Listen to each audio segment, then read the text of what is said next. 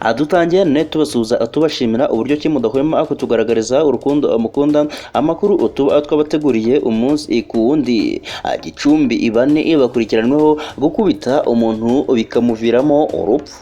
Ubu bushinjacyaha ku rwego rwisumbuye rwa Gicumbi kuri uyu wa gatatu ushize itariki ya 16 Gushyingo 2022 bwagejeje imbere y'urukiko rwisumbuye rwa Gicumbi abagabo 4 bo mu karere ka Rulindo, umurenge wa Murambi, akagari ka Mvuzo, umudugudu wa Munyinya, bakekwaho icyaha cyo gukubita no gukomeretsa bikaviramo umuntu urupfu. Abaregwa bakaba bakekwaho kuba barishe umuturanyi wabo w'imyaka 29 y'amavuko bamushinja ko yibye intama.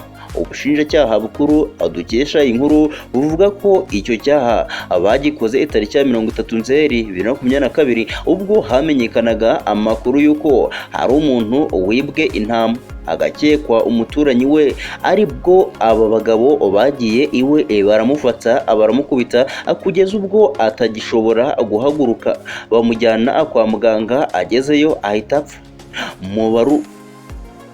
Mu burana ryabo ngo ntibemera icyaha abaregwa, bavuga ko bitabaraga kuko umugabo ngo yari afite umuhoro.